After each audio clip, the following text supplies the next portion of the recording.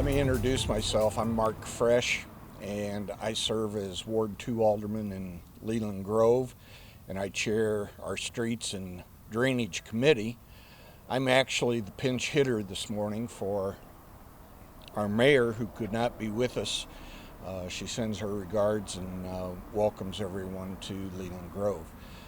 Today is a fun and special day for us in Leland Grove, Springfield, and Sangamon County, as we acknowledge and recognize the completion of repaving of Chatham Road. And I think one of the things that this project signifies is that it could not have been accomplished without partners. I know that Tyler Lanier and Mayor Bangert worked tirelessly from the Leland Grove perspective in making it happen, but the folks behind me who partnered with Leland Grove from Springfield, city government, county government, state rep, state senate, that without the cooperation and efforts of all of these people, a project like this would not have happened. Total cost of the project, to give you an example of why it took a partnership to do this, total cost of this project is over $1.4 million. The annual budget for the city of Leland Grove is $1 million. And so fortunately we were able to work together to accomplish a project that will benefit not only Leland Grove residents, but Springfield and Sangamon County folks as well. So with that, I will introduce our current mayor of Springfield, Jim Langfelder. Mayor? Well, thank you. Thank you, Mark, and thank you to Mayor Bangert and Leland Grove for working with us, because what this is all about is the residents, of course. You know, it doesn't matter what road you drive on.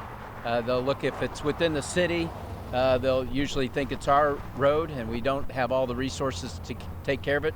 Plus, it's not our jurisdiction.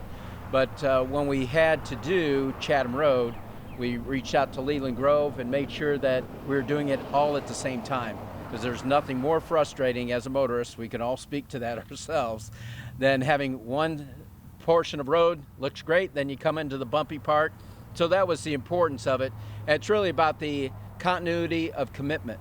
And that's why I really thank Senator McClure and Representative Hamilton to continue the funding, even though there's a disruption with the pandemic and other things happening. That commitment started before the pandemic. It started with the governor and the legislature passing the motor fuel tax, which was essential for making this project happen. You know, that provided the financial resources. People lose sight of that, but it was a key component for making sure that our roads continued to be built during a pandemic. Progress continued, and everybody has to agree, regardless what side of the aisle you're on, it was crucial during a pandemic that you showed progress.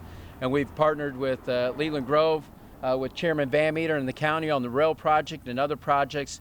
And really that's what it's all about, because when it's all said and done with our community, doesn't matter what side of the street you're on, everybody wants to see government working together for the best interests of our residents. And this is a project that really points to that. So on our half, I have to thank Alderman Joe McMiniman, because he represents the area, as well as Mayor Bangert and everybody coming together. But also Nate Bottom, my Public Works Director, as well as Leland Grove's Director of Public Works. That they're the true individuals that made it happen on the logistical part of it. As an elected official, we can, give out, accolades to ourselves with regards to pulling the resources together, make it happen. But they're the ones in the trenches that actually get the work done. So we thank them for their work. And with that, I'd like to introduce Chairman Van Meter of the county, and we really appreciate his partnership. Like I said, on the rail, we're working on Pillsbury and those tough to tackle projects. So it does help our community, whether it's in Springfield or the county, wherever those boundaries are, it seems seamless to where you live. So thank you very much. Chairman? I want to thank the ambassador from Ukraine for attending today's ceremony. This is really a classic case of what economists call externalities.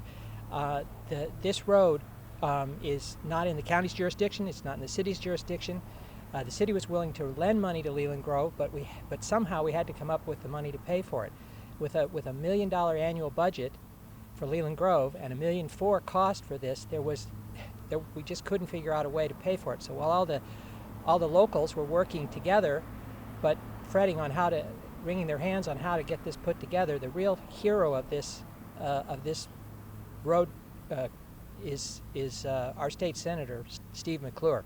What you see here, you've heard of the miracle on 34th Street. This is the miracle on Chatham Road, and the author of that miracle is Senator Steve McClure, who came up with the money. Senator? Thank you very much, Chairman. And one of the things when I took office 3.5 years ago, the number one road that people have talked to me about in Springfield by far is Chatham Road. When are you going to do something about Chatham Road? It's been a real issue for years. And so I think that number one good thing about the Capitol bill is it brought all of the communities together.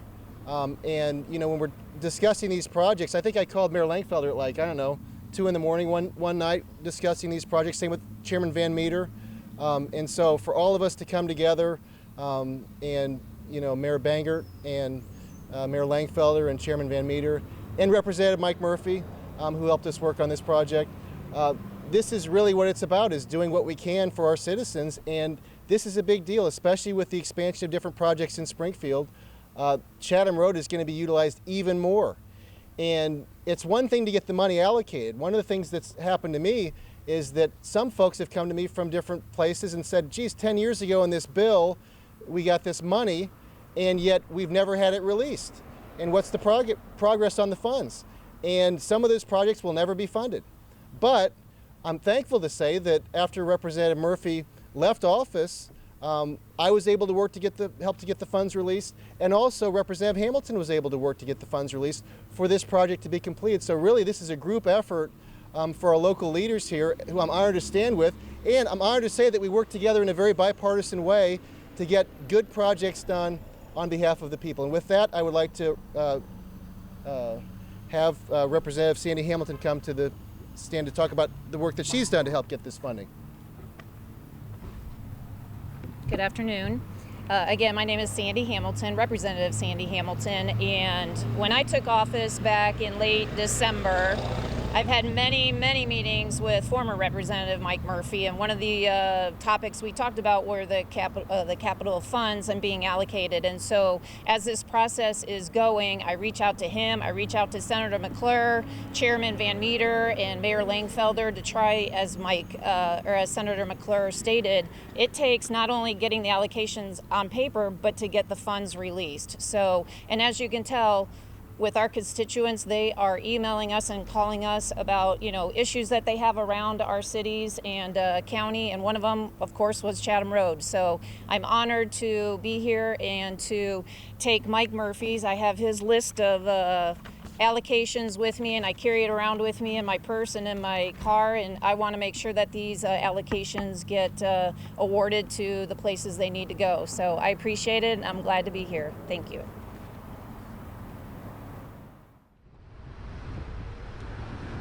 So I could talk about some of the funds. So we got $800,000 to the village of Jerome for Isles Avenue. And that's one of those roads where the school buses are driving on constantly, and it's a dangerous area for those people to be driving on. So we're in the process of going back and forth on the grant paperwork, and so I'm hopeful to have an official announcement soon, but that's still in progress right now. The other issue was we got $400,000 for a new ADA accessible bathroom and bleachers at the track at Springfield High School, which is significant. And again, that's another area where we're just working on the paperwork. I mean, we have prioritized these funds, and so they're on a fast track, but the paperwork takes such a long time, and DCO's work with these local institutions takes time. And then the other thing that I was just speaking to the mayor about, and Chairman Van Meter, was the Cockrell Lane area behind Panther Creek, that underpass. And so we're going to hopefully be getting some money released. That process is moving forward as well, $385,000 at first, to try to get that moving as well. So we're working, and it just, I know the Capitol bill was in 2019, And here we are in 2022 just seeing some of these projects get completed and some that haven't even started yet. It just takes a long time, and that just speaks to how hard it is for Representative Hamilton and I to kind of make sure these projects still are moving forward. So it's my understanding that this summer we will get together and decide which of the next allocations will go out. And for former Representative Mike Murphy and myself, the next one that I am aware of is the Village of Pleasant Plains. We're going to be hopefully allocating some improvements for that, and then also building a salt dome in Woodside Township. So those are the two that are on my list, and hopefully I can pick another one. We can send that to you. Actually, Director Bottom couldn't make it, but he could get you the motor vehicle count.